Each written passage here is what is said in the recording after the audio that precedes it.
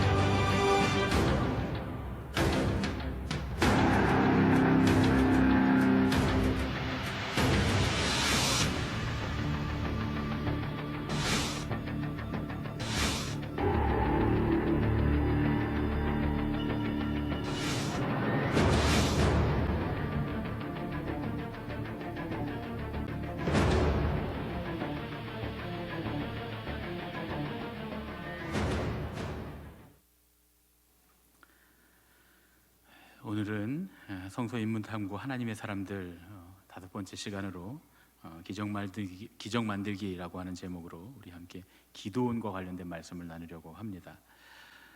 지금 방금 보신 영상은 질문 드리겠습니다라는 영상으로 유튜브에서 제가 발견한 그런 영상인데 인류가 발견한 가장 작은 물질인 쿼크라고 하는 물질에서부터 인류가 발견한 가장 큰 물질인 이 적색 거대 거성이라고 하는 그 VY라고 하는 별에 이르기까지, 또 그런 별이 1000억 개나 들어있는 1000억 개나 들어있는 그 은하계가, 또 이 우주 안에는 그런 것이 1000억 개가 더 있다는 거예요. 엄청나게 큽니다. 요즘에 학자들은 그런데 그럼에도 불구하고 그런 큰 은하계가 1000억 개나 들어있는 이 우주가 하나가 아니라 멀티버스라고 하는 이름으로 여러 개의 우주가 존재한다라고까지 그렇게 이야기하고 있습니다. 그렇게 생각해 보면 온 우주 만물을 창조하신 하나님 앞에 우리는 뭔가 하는 생각을 좀 해봅니다. 지구도 이 우주 앞에는 정말 존재하는 것 같지도 않은 작은 먼지만도 못한, 그 먼지보다도 더 작은, 먼지의 먼지보다도 더 작은 그런 존재라고 볼 때, 이 지구 안에 또 먼지보다도 더 작은 존재로 생존하고 있는 우리는 과연 이 우주 만물의 창조자이신 위대하시고 크신 하나님 앞에 과연 우리는 무엇이 되는가? 그렇게 생각해 보면 존재라고조차 할 수 없는 존재다, 이렇게 말할 수 있습니다. 사실은 그렇게 우주의 먼지만도 못한 그런 작은 우리를 하나님께서 찾으시고 우리와 교제하신다, 그리고 하나님의 일을 우리에게 맡기신다라고 하는 것은 가장 놀라운 기적이다, 이렇게 말할 수 있을 겁니다. 그럼에도 우리 삶에 일어나는 여러 가지 기적들을 우리는 경험하면서 살고 그런 기적들이 일어나기를 바라면서 삽니다. 그런데 생각해 보면 우리 삶에 일어나는 기적이라고 하는 것도 우리 인생에는 엄청난 일 같지만, 대단한 일 같지만, 그러나 이 우주를 만드신 위대하신 하나님의 그 입장에서 보면, 하나님의 편에서 보면 정말 아무것도 아닌 일일 수 있겠다라는 생각을 해봅니다. 여러분, 늘 우리는 기적을 필요로 하는 사람들입니다. 우리가 숨쉬며 살아가는 일들뿐만 아니라 우리 삶에 어떤 기적적인 일들로 인해 하나님께서 도우시며 우리가 하나님의 뜻대로 살아가기를 원합니다. 여러분들도 기적이 다 필요하시죠? 예. 그렇다면 오늘 이 기드온의 이야기가 기록되어 있는 오늘의 말씀에 우리가 귀를 기울여야 합니다. 기드온의 인적 사항을 보면 기드온은 므낫세 지파에서 유명한 요셉의 아들들인 에브라임과 므낫세, 그 므낫세 지파에서 태어났습니다. 요아스라고 하는 사람의 아들인데, 이 므낫세 지파의 아비에셀이라고 하는 가문에 속한 사람입니다. 이 아비에셀 가문은 므낫세 지파 가운데서도 가장 유약하고 연약하고 작은 가문이다, 이렇게 성경에 기록되어 있습니다. 그런데 이 작은 아비에셀을 중심으로 미디안과의 전쟁이 벌어지게 됩니다. 기드온이라고 하는 이름은 베는 자라는 뜻입니다. 베는 자, 벌목꾼, 자르는 자. 그가 바알의 이 신당을 다 무너뜨리고, 그리고 아세라의 목상을 완전히 쳐서 부셔버린, 베어버린 일, 아마 그 이름에 의미가 있지 않은가 하는 생각을 해봅니다. 기드온에게는 이름 말고도 별명이 하나 있는데 여룻바알이라고 하는 별명이 있습니다. 이 여룻바알이라고 하는 별명은 바알과 싸우는 자라는 뜻입니다. 특별히 하나님께서 이 바알과 싸우는 자로, 미디안의 신과 싸우는 자로 기드온을 부르셨는데, 그 기드온을 부르신 이 얘기는 사사기에 예언된 그런 말씀입니다. 사사기 6장 8절로 10절 말씀입니다. 함께 읽겠습니다. 여호와께서 이스라엘 자손에게 한 선지자를 보내시니 그가 그들에게 이르되, 여호와께서 이같이 말씀하시기를, 이스라엘의 하나님 내가 너희를 애굽에서 인도하여 내며 너희를 그 종 되었던 집에서 나오게 하여 애굽 사람의 손과 너희를 학대하는 모든 자의 손에서 너희를 건져내고 그들을 너희 앞에서 쫓아내고 그 땅을 너희에게 주었으며, 내가 또 너희에게 이르기를 나는 너희의 하나님 여호와이니 너희가 거주하는 아모리 사람의 땅의 신들을 두려워하지 말라 하였으나 너희가 내 목소리를 듣지 아니하였느니라 하셨다 하니라.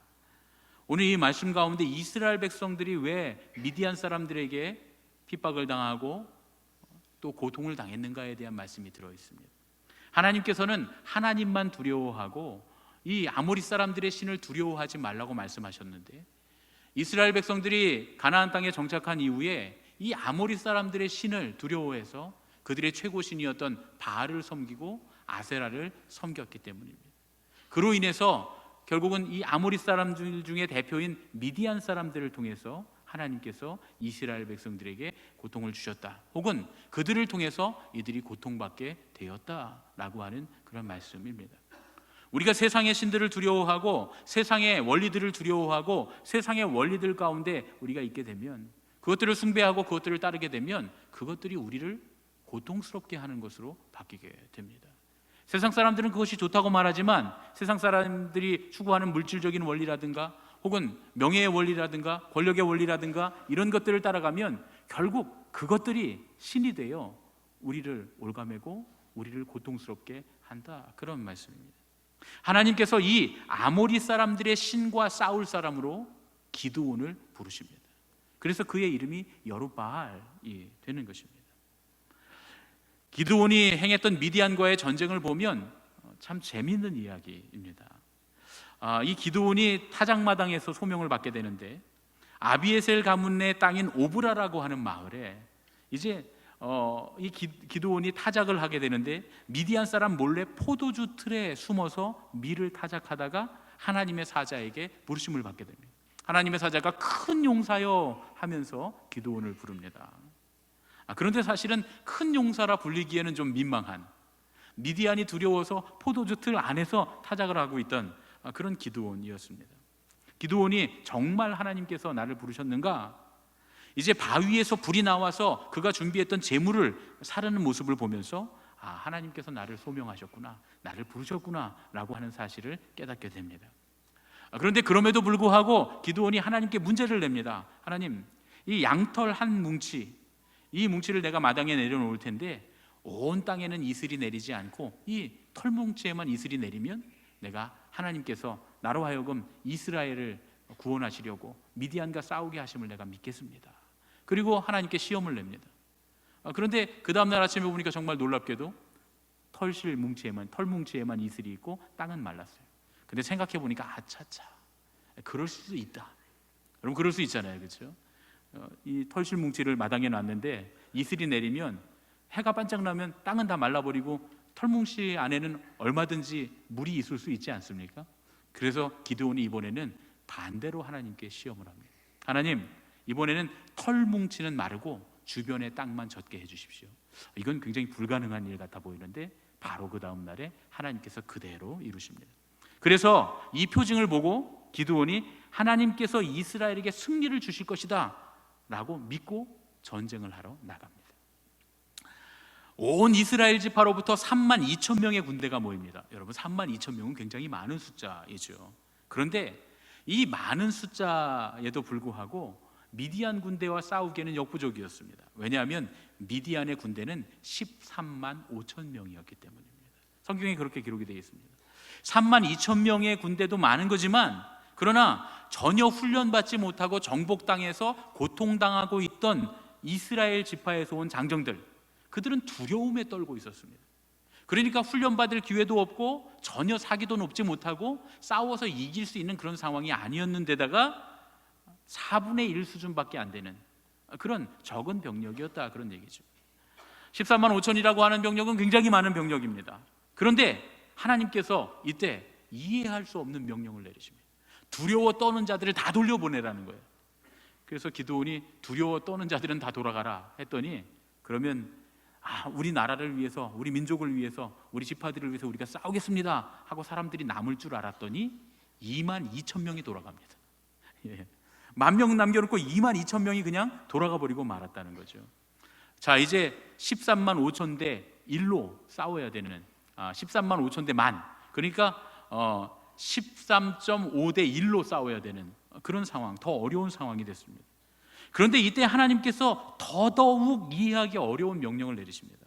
이번 명령은 뭐냐면 물가로 내려가서 물 마시는 모습을 보고 사람을 선택하라는 거예요. 그런데 이렇게 무릎을 꿇고 물에 얼굴을 쳐박고 물을 마시는 사람들은 다 돌려보내고 손으로 이렇게 떠서 마시는 사람만 선택해서 가라는 거예요. 많은 분들이 그런 얘기를 하십니다. 이 손으로 물을 떠서 먹는 사람들은 준비된 사람들이고 예비된 사람들이고 훈련된 사람들이다. 사주 경계를 하면서 물을 먹는 거기 때문에 하나님께서 그들을 선택하셨다라고 말하지만 사실은 아무런 이유가 되지 않습니다. 그런 이유로는 도저히 감당할 수 없는 일이죠. 13만 5천 대 300명입니다. 여러분, 이거는 숫자적으로 볼 때 전혀 상대가 되지 않는 그런 숫자입니다. 300명만 남겼다는 거예요. 300명. 제가 이 데모를 진압하는 의경으로 1995년도에 삼송리에서 8월 15일에 데모를 막으러 제가 진압병으로 나갔었습니다. 2만 명, 2만 5천 명이 모였다 그랬어요. 2만 5천 명이 모였다 그랬는데, 여러분 2만 5천 명이 모이면 얼마나 많은 줄 아세요? 새까맣습니다. 새까매. 2만 5천 명 엄청나게 많아요. 거기에 사수대만 2천 명이었는데, 사수대라는 게 뭐냐 하면 그 체대 학생들 등치 좋고 힘 좋은 학생들이 쇠파이프 갖고 이렇게 복면 쓰고 나오는 사람들이 사수대입니다. 혹시 데모에서 사수대 해보신 분 계신가요? 예. 무시무시합니다. 저희는 한 이제 1000명, 1500명 정도가 진압부대가 모여 있는데, 진압부대 1500명이 딱 우리가 이렇게 딱 이 헬멧을 쓰고 그리고 딱 병파리를 들고 서 있으니까 무시무시해 보이지만, 사실 우리가 갖고 있는 이 봉은 플라스틱 봉이고 방패도 다 플라스틱 방패입니다. 그런데 쇠파이프를 들고 사수대가 땅을 팍팍 치면서 오면 막 불꽃이 튀기기도 하고 소리가 무시무시합니다. 쫑쫑 소리가 나고, 그 뒤에서 우리는 방패 들고 부들부들 떨고 있는 거예요.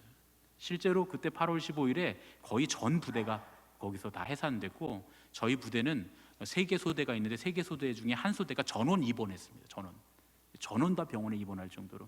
그래서 저도 많이 다쳤는데, 머리도 다치고 발도 다치고 했는데, 경찰병원에 가니까 저는 경미한 거라고 받아주지도 않더라고요. 저는 결국은 집으로 휴가를 나가서 집에서 저는 보름인가 치료를 받았어요. 그렇게 될 정도로 여러분 2만 5천 명 어마어마합니다. 예. 사수대 2,000명만 해도 어마어마합니다. 그런데 13만 5천 대 300. 이게 제가 볼 때는 말도 안 되는 얘기입니다. 하나님이 왜 이스라엘을 이렇게 불리하게 만드셨을까? 왜 하나님께서 이스라엘 백성들 그나마 있었던 3만 2천 명 중에 다 돌려보내고 300명만 남기셨을까? 그 이유는 사사기에 나와 있습니다. 사사기 7장 2절에 하나님께서 기드온에게 이렇게 말씀하십니다. 함께 읽겠습니다. 여호와께서 기드온에게 이르시되 너를 따르는 백성이 너무 많은즉 내가 그들의 손에 미디안 사람을 넘겨주지 아니하리니 이는 이스라엘이 나를 거슬러 스스로 자랑하기를 내 손이 나를 구원하였다 할까 함이니라. 13만 5천 명 대 3만 2천이긴 하지만 싸울만 하다는 거예요. 사람이 능력으로 이길 수도 있겠다 싶다는 거예요. 그래서 그 전쟁에 이기면 기드온이 위대한 장군이 되고 이스라엘 백성들이 용맹한 사람들이 되어서 하나님은 잊어버리고 자기들의 힘으로 해냈다고 말하게 될 거라는 거예요. 그래서 하나님께서 온전히 이스라엘 백성들이 하나님만 의지하도록, 이 모든 일이 하나님께서 하신 일임을 고백하게 하기 위해서 하나님은 다 돌려보내시고 300명만을 남기셨다는 거예요. 그러니까 여기에는 그 어떤 이유도 이 사람들이 어떤 사람 사주 경계를 잘하는 사람이었다, 훈련된 그 군인들이었다, 이런 것들은 전혀 포함되지 않은 이야기입니다. 왜냐하면 하나님은 아예 그런 걸 염두에도 두지 않으셨어요. 하나님 오직 하나님께서 하셨다. 하나님께서는 이렇게 하나님만 의지하게 하기 위해서 이스라엘 군대를 연약하게 만드셨습니다. 사도 바울의 고백대로 우리는 연약할 때 강합니다. 연약한 우리에게 하나님께서 역사하시기 때문입니다. 우리가 아무리 대단하고 위대하고 강하고 훌륭한 업적을 이뤘다 해도 전혀 강하지 않습니다. 그러나 우리가 아무것도 하지 못하는 연약한 자라 해도 하나님이 함께 하시면 우리는 강한 사람이 되는 줄로 믿습니다. 그때 우리는 가장 강합니다. 오히려 우리가 강할 때 하나님이 함께 하시지 않으면 그는 약한 자일 수밖에 없다, 그런 얘기입니다. 13만 5천 대 300명의 이 싸움, 그런데 이 300명이 승리한 이 역사를 바라보면 하나님께서는 300명의 군대에게 횃불과 항아리와 나팔만을 가지고서 칼 한 번도 쓰지 않고 승리하게 하십니다. 12만 명이 그 자리에서 다 죽어버려요. 그리고 1만 5천 명이 도망을 쳤지만 나중에 모두 다 몰살을 당하게 됩니다. 그리고 40년 동안 그 땅에 평강이 찾아왔다. 성경이 이렇게 우리에게 말씀합니다. 미디안 전쟁의 이 병력 상황을 보면 미디안의 군대는 13만 5천 명이에요. 우리나라 이 군대를 편제하는 그런 상황으로 볼 때 6개 군단의 병력에 맞먹는 그런 병력입니다. 6개 군단에 맞먹는 병력입니다. 게다가 이들이 가진 건 철로 만든 칼이었어요. 이스라엘 백성들에게는 아직 이 칼이 없었습니다. 심지어 다윗 시대에, 다윗이 왕이 되던 그 시대에, 사울 왕 시대에 이스라엘에게는 철로 만든 칼이 2개밖에 없었다 그래요. 철로 만든 칼이 2개밖에. 하나는 사울이 갖고 있었던, 사울의 아들 요나단이 갖고 있던 칼이고요. 또 하나는 뭡니까? 다윗이 골리앗을 죽인 다음에 뺏은 칼. 그러니까 이스라엘에는 그때까지도 철칼이 2개밖에 없었는데 이 미디안의 군대는 칼로 무장을 하고 있었습니다. 게다가 철병거를 가지고 있었다 그래요. 철병거가 뭐냐면 말이 이렇게 막 끄는 수레에다가 바퀴에다가 철로 만든 큰 칼을 다는 거예요. 그러면 이 철칼이 막 돌아가면서 거기 닿기만 하면 사람이 죽는, 그러니까 배임을 당하는 그런 칼입니다. 그러니까 이 병거가 막 몇 대가 달리기 시작하면 그냥 사람들이 막 죽어나가는 거예요. 지금 말하면 탱크 같은 아주 무시무시한 그런 무기였습니다. 그런데 기드온의 군대에는 뭐가 있느냐? 기드온의 군대는 13만 5천 명, 6개 군단의 병력에 대비해서 겨우 3개 중대 병력 300명, 3개 중대의 병력밖에는 없었다는 거예요. 그리고 이들이 갖고 있었던 무기가 뭐냐? 횃불과 항아리와 나팔, 칼은 하나도 없었습니다. 기드온의 병력과 미디안의 병력은 비교하기에도 민망합니다. 그런데 그럼에도 불구하고 기드온의 군대는 절대적인 약점을 극복하고 승리합니다. 이게 기적이죠. 기적이 일어난 겁니다. 그런데 이 기적에는 재료가 있었다 그런 얘기죠. 하나님은 무엇을 재료로 하셔서 이 기적을 만드셨을까요? 기드온의 승리의 요인, 여러분이 궁금해하실까 봐 미리 가르쳐드리고 시작합니다. 3가지입니다. 겸손, 믿음, 순종. 겸손과 믿음과 순종입니다. 하나님은 첫 번째로 기드온의 겸손을 쓰십니다. 사사기 6장 15절 말씀입니다. 함께 읽겠습니다. 그러나 기드온이 그에게 대답하되 오 주여, 내가 무엇으로 이스라엘을 구원하리이까? 보소서, 나의 집은 므낫세 중에 극히 약하고 나는 내 아버지 집에서 가장 작은 자니이다 하니. 여러분, 기드온은 겸손한 사람이었습니다. 겸손을 가장한 교만도 있습니다. 대표적인 예가 하나님께 소명을 받던 모세입니다. 모세는 계속 나는 말이 어눌하고 능력이 없는 자입니다. 하나님, 할 만한 자를 보내시옵소서. 할 만한 자를 보내시옵소서. 할 만한 자를 보내시옵소서. 나중에 하나님이 화를 내세요. 사람의 입을 누가 지었느냐? 내 형 아론이 있지 아니하냐? 하면서 하나님께서 모세에게 화를 내시는 장면이 나옵니다. 우리가 보기에는 모세가 끊임없이 하나님, 나는 할 만하지 못합니다, 연약합니다 라고 겸손의 말을 하는 것 같지만 하나님 앞에서는 그게 교만이었어요. 하나님보다 나를 더 잘 알고 하나님보다 이 상황을 더 잘 안다는 모세의 교만이 내가 할 수 없다라고 하는 판단을 만들어냈기 때문에 겸손한 것 같지만 겸손이 아니라 겸양을 가장한 교만이었다 하는 얘기죠.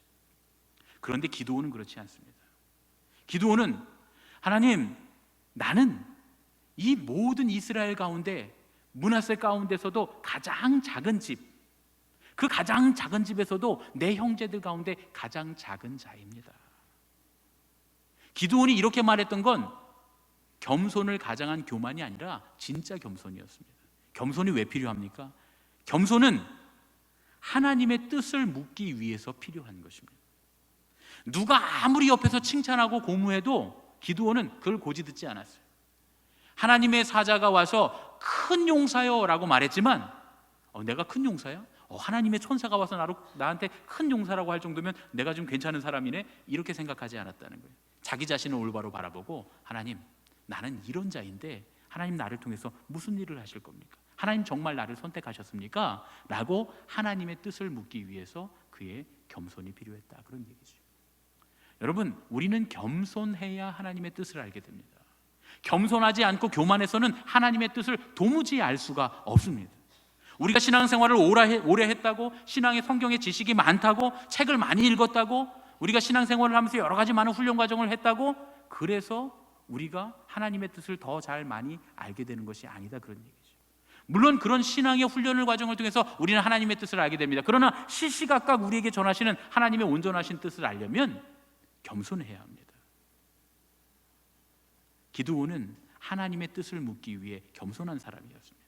그가 겸손했으므로 하나님의 뜻을 온전히 물을 수 있었습니다. 그리고 하나님께서 함께 하신다는 확신이 서니까 바로 하나님의 말씀을 따라서 순종합니다. 모세는 하나님의 뜻을 알았음에도 불구하고 저는 아닙니다, 저는 아닙니다 하고 겸손을 가장한 교만을 부렸다면, 기드온은 하나님의 말씀이 떨어지고 하나님의 뜻인 것이 확실해지자 곧바로 일어나서 하나님의 뜻을 따라갑니다. 하나님의 뜻을 묻기 위해서 겸손했던 그의 모습을 하나님을 시험한 것이 아니냐 하고 오해하기도 하지만, 그러나 기드온이 그렇게 했던 행동, 양털을 가지고 했던 행동을 가지고 하나님은 기드온을 나무라지 않으십니다. 왜냐하면 그것은 그의 겸손에서 온 하나님의 뜻을 알기 위한 그의 진정한 겸손이었기 때문입니다. 두 번째로 기드온에 있었던 믿음입니다. 사사기 6장 24절의 말씀을 함께 읽겠습니다. 기드온이 여호와를 위하여 거기서 제단을 쌓고 그것을 여호와 살롬이라 하였더라. 그것이 오늘까지 아비에셀 사람에게 속한 오브라에 있더라. 하나님의 뜻을 알게 되자 겸손한 마음으로 하나님께서 진짜 나를 부르시고 이스라엘을 통해서 하나님 미디안을 이기게 하시겠구나, 구원하시겠구나 하는 그런 확신이 서자 바로 일어나서 하나님의 사명을 향해서 달려갑니다. 그런데 기드온이 제일 먼저 하는 일은 뭐냐? 하나님께 경배하며 예배하는 것으로 그의 사명을 시작했다라는 겁니다. 기드온은 예배자였습니다. 세상적인 방법으로, 세상적인 시작으로 어떻게 군대를 편성해야 되고 어떤 작전을 써야 되고 어떤 것들을 만들어 가야 되는가, 이런 것에 대해서 전혀 생각하지 않고 제일 먼저 한 일은 예배하는 일이었습니다. 세상적인 방법으로 하나님께서 맡긴 사명을 시작하려고 하지 않았습니다. 믿음의 방법으로 시작했습니다. 사사기 6장 32절에 보면 이런 기드온의 모습이 더 드라마틱하게 드러납니다. 6장 32절 말씀 함께 읽겠습니다. 그날에 기드온을 여룻바알이라 불렀으니 이는 그가 바알의 제단을 파괴하였으므로 바알이 그와 더불어 다툴 것이라 함이었더라. 당시 그 바알의 제단이 그 오브라에 있었던 자기 아버지의 집에 바알의 제단이 있었고 아세라의 목상이 그곳에 있었습니다. 다시 말하면 이 아세라 목상과 이 바알의 이 제단은 이 바알의 아버지의 집의 개인 소유가 아니라 오브라라고 하는 이 전체 마을, 이 므낫세 지파의 오브라라고 하는 곳에 있는 이 마을의 전체 마을의 신전이었다, 신당이었다, 그런 얘기죠. 여기 있는 제단을, 바알의 제단을 부수고 아세라 목상을 부수는 일은 이 마을에서 죽임을 당할 수밖에 없는 일이자, 더더군다나 이것이 자기 아버지 집에 있었으니까 자기의 가문에 큰 폐해를 끼칠 수 있는 그런 리스크를 감수하고 바알의 제단을 기드온이 회파하고 아세라 목상을 아주 가루로 만들어 버립니다. 두려움 가운데서도 목숨을 걸고 우상을 정리합니다. 여러분, 기드온의 모습을 생각해 보세요. 미디안 백성들에게 뺏길까봐 그것이 두려워서 포도주 틀에서 숨어서 타작을 하던 기드온이었습니다. 하나님께서 그를 부르셨을 때도 나는 작은 자입니다 했던 사람입니다. 그런데 순식간에 그의 모습이 바뀌어서 하나님께서 명령하셨음을 알게 되자 바로 제일 먼저 하나님께서 원하시는 믿음의 일을 시작합니다. 여기에 기드온의 기적에 또 한 재료가 있는 것입니다. 마지막으로 세 번째는 기드온의 순종이 이 기적의 재료였습니다. 사사기 7장 20절의 말씀입니다. 함께 읽겠습니다. 세 대가 나팔을 불며 항아리를 부수고 왼손에 횃불을 들고 오른손에 나팔을 들어 불며 외쳐 이르되 여호와와 기드온의 칼이다 하고, 기드온이 하나님의 말씀에 절대 순종합니다. 하나님의 뜻임을 알고 믿음으로 시작하고, 그리고 하나님께서 정말 사람들이 생각할 때 사람의 생각으로 어이없는 일을 명령하셨을 때에도 그 말에 그대로 절대적으로 순종합니다. 3만 2천 명의 군대를 이끌고 13만 5천 명과 싸우러 나가라고 할 때도 그때도 순종했습니다. 사실 이해할 수 없는 얘기죠.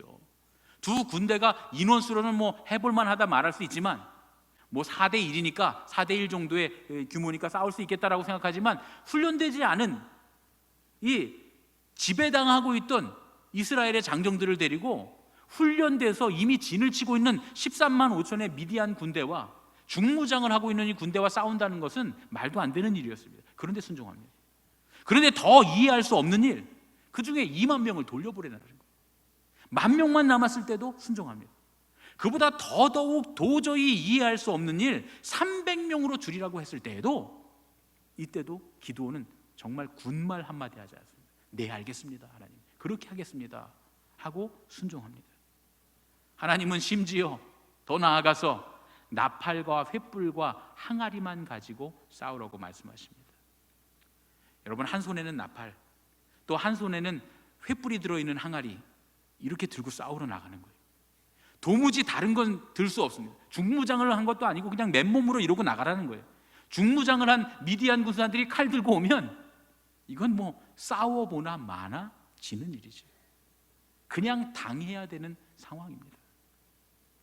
어떤 때는 하나님께서 우리에게 말씀하실 때 하나님께서 하시는 말씀이 도저히 이해가 안 되는 말씀드릴 때가 있어요. 성경을 읽다 보면 하나님 도대체 왜 이렇게 말씀하시지? 이 설교 단상에서 목사가 하나님의 말씀을 전할 때, 아니 목사님이 저 하는 말, 목사님 도대체 생각이 있는 거야 없는 거야? 목사님은 세상을 안 살아봐서 아무것도 모르지, 어떻게 저런 말을 할 수 있어? 또 믿음이 좋은 믿음의 선배들이 막 우리의 믿음이 시작하는 우리의 믿음의 모습을 보면서 이렇게 살아야 된다라고 말할 때 그것이 도저히 이해되지 않을 수 있습니다. 그런데 기드온은 그럼에도 불구하고 전적으로 하나님만을 의지하고 하나님께 순종합니다. 여기에는 이것이 옳은가 그른가, 이것이 합리적인가 합리적이지 않는가, 이것이 정말 계산을 해봤을 때 정말 바른 일인가 바르지 않은 일인가, 이런 가치관이나 계산은 전혀 들어가 있지 않아요. 여러분, 우리가 계산하고 가치관을 얘기하고 합리적인 걸 얘기하는 건 이 우주를 만드신 크신 하나님 앞에서는, 이 우주 안에서는 보이지도 않는 먼지만도 못한 그런 지구 안에, 또 보이지도 않는 먼지의 먼지만도 못한 우리가 하나님 앞에 합리를 따지고 하나님 앞에 상식을 따지고 하나님 앞에 원리를 따질 일이 아니라는 거예요. 기드온은 바보였기 때문에, 하나님 앞에서 그냥 무조건 순종하는 바보였기 때문에 하나님께서 13만 5천에게 300명이 나팔과 항아리에 든 횃불이 든 항아리, 이것만 가지고 맨몸으로 나가라가 할 때에, 그때 하나님 말씀에 전적으로 의지하고 순종했습니다.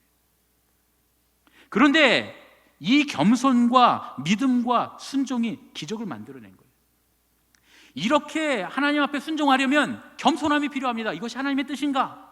그리고 하나님께서 원하시는 방법대로 나아가는 믿음이 필요합니다. 그리고 그대로 순종하는 순종이 필요합니다. 미디안이 스스로 자멸합니다. 피하에 구별이 안 되는 적군과 아군의 구별조차 하지 못한 채 서로를 찔러 죽여서 무려 12만 명이 그곳에서 죽고 맙니다.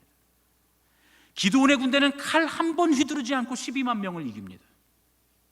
기드온의 군대는 남은 15,000명을 따라가서 칼로 승리를 거둡니다. 그런데 여러분, 사실 이것도 기적이에요. 300명이 15,000명을 따라가서 싸워서 몰살시켰다? 이것도 말도 안 되는 얘기입니다. 이 얘기는 아주 재미있는 일화가 성경에 또 기록이 돼 있어요. 이 300명이 엄청난 기세로 막 그냥 쫓아가고 이 15,000명을 전멸시킨 게 아니었다는 거예요. 오히려 이 300명의 군사들은 너무나 지치고 너무나 피곤하고 너무나 초라한 행색이었다는 거예요. 성경이 우리에게 그렇게 말해줍니다. 사사기 8장에 보면 이 300명의 모습이 얼마나 피곤하고 초라한지를 우리에게 묘사해 줍니다.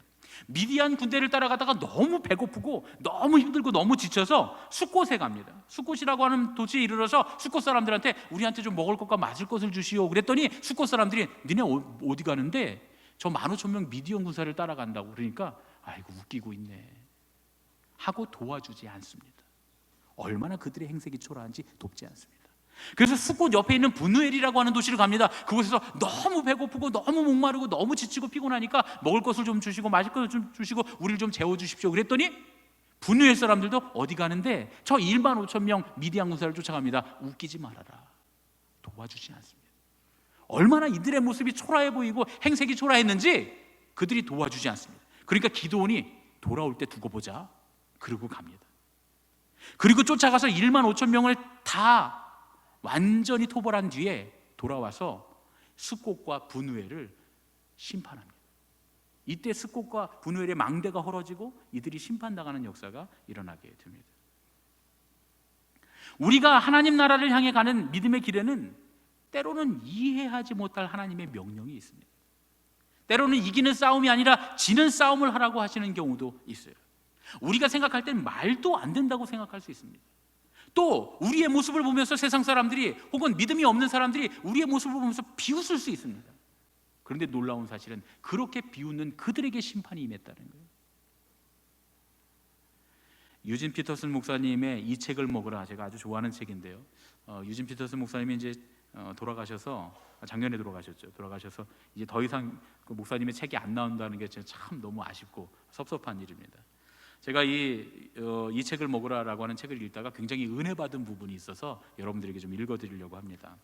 제가 그냥 그대로 읽어드릴게요. 존 칼빈은 하나님에 대한 모든 지식은 순종을 통해 나온다라고 말했다. 우리가 참여자로서 성경 안에 들어가지 않으면 성경에서 일어나는 일들을 이해하지 못한다. 성경은 외야 속에 앉아 구경하는 것만으론 이해할 수 없는 텍스트이기 때문이다. 우리 교회에 안토니 플라카도스라는 35살의 트럭 운전기사가 있다. 안토니는 그리스 출신이고 전통적인 카톨릭 집안에서 성장했지만 그 영향을 전혀 받지 않았다. 그는 중학교 졸업 후 학업을 그만뒀고 책을 한 번도 읽어본 적이 없었다. 그런 그가 그리스도인이 되더니 활자체가 작은 흠정역 성경을 구해 회심하던 첫 해에 3번을 읽었다. 그는 신나게 질주하고 있었다. 그의 아내 메리도 성경에 관심이 있었지만 모든 것을 다소 혼란스러워하며 질문을 많이 했다. 안토니는 메리의 질문에 대답하기가 너무 어려우면 엘비스 프레슬리의 포스터로 도배된 자기의 이동주택으로 나를 초대해 도움을 청했다. 어느 저녁에 질문의 주제가 비유였다.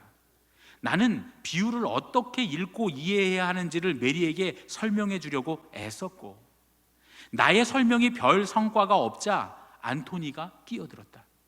메리, 그대로 살아야 돼. 그래야 이해할 수 있어. 밖에선 도무지 알 수 없고 그 안에 들어가야 돼. 아니면 그게 당신 안으로 들어오든지. 존 칼빈의 글이라고는 단 한 줄도 읽은 적이 없는 안토니의 말이었다.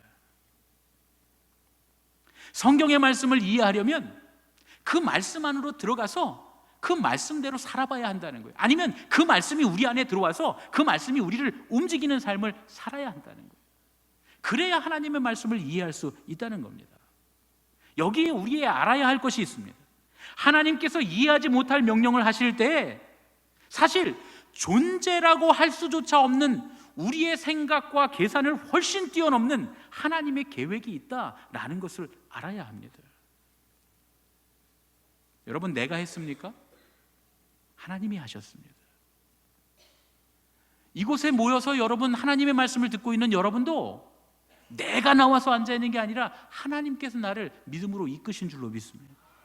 여기서 설교하고 있는 저도 하나님께서 보내셔서 이 자리에서 여러분에게 말씀을 전하고 있는 줄로 믿습니다.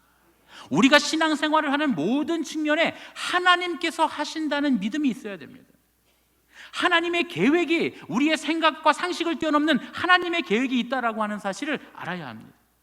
우리는 그렇게 말씀 안으로 들어가 하나님의 말씀에 순종하거나 아니면 말씀이 우리 안에 들어와 말씀이 우리를 움직여서 하나님의 말씀에 순종해 볼 때 이해할 수 없지만 하나님의 말씀을 따라가는 그런 삶을 살아볼 때 그때 그런 경험을 통해서 하나님을 신뢰하게 되는 겁니다. 내 생각으로, 내 방식으로, 내가 해보니까 나의 실패로 이렇게 생각하고 계산하고 판단하면 하나님을 경험할 수 없습니다. 하나님을 신뢰할 수 없습니다. 하나님의 뜻에 순종하는 복이 무엇인지를 알려면 하나님의 말씀이 이해되지 않아도 내가 하나님 말씀 안으로 들어가든지 하나님이 내 안으로 들어오시든지 둘 중에 하나가 되어야 한다, 그런 얘기입니다. 그래서 그런 이유로 하나님께서는 때로 우리에게 이해할 수 없는 명령을 내리십니다. 하나님의 말씀을 읽다가 도저히 받아들일 수 없을 것 같은 그런 말씀이 우리에게 임하기도 하고, 이렇게 강단에서 설교하고 있는 선포하는 목사님의 말씀을 통해서 도대체 저것이 왜 나에게 이렇게 어려운 일, 말도 안 되는 것 같은 이런 일을 하나님 선포하시는가, 그렇게 느껴질 수도 있고, 믿음의 신앙의 선배들의 모습을 보면서 왜 저렇게 사는가 이해할 수 없는 그들의 모습을 보기도 합니다. 그럴 때에 우리는 기도원을 본받아야 합니다. 무엇보다 먼저 겸손해져야 합니다. 그래서 겸손해서 하나님의 뜻이 어디에 있는가? 이것이 하나님의 뜻인가? 묻고 확인하는 절차를 거쳐야 합니다.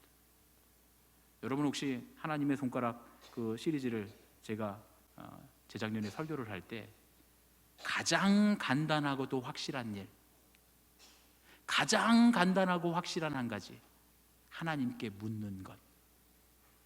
혹시 기억하십니까? 기억 안 나시면 감사하고요. 가장 간단하고도 가장 확실한 한 가지는 하나님께 묻는 것입니다. 하나님께 묻지도 않고 이게 확실하다라고 말하는 것은 겸손하지 못한 것이다, 그런 얘기죠. 먼저 하나님께 물어야 합니다. 내 판단, 내 생각, 내 상식, 내가 갖고 있는 합리적인 생각 아니라 하나님께서 원하시는 일인가, 하나님의 뜻인가를 먼저 묻는 것이 기적의 재료다, 그런 얘기죠. 그리고 믿음으로 시작해야 합니다. 아무리 여러 가지 좋은 방법이 있어도 믿음으로 시작하는 겁니다. 믿음의 방법으로 시작하는 겁니다. 믿음의 방법으로. 그럴 때 하나님 거기에 기적의 인생을 만들어 주십니다. 그리고 하나님의 말씀에 절대 순종해야 합니다. 하나님께서 우리에게 말씀하시는 것에 절대 순종해야 합니다. 두렵고 떨리는 마음으로 하나님께서 명령하시면 그대로 간다라는 믿음이 있어야 합니다. 그럴 때에 세상 사람들이 보기에는 어이없어 할 그런 일이라도 주님께서 우리에게 그 일들을 통해서 기적을 만들어 가시는 줄로 믿습니다. 이 시간에 우리 옆에 계신 분들에게 이렇게 인사하겠습니다. 오늘도 길어서 제가 적어왔습니다. 인사하겠습니다. 겸손히 믿음으로 순종합시다. 기적이 일어납니다.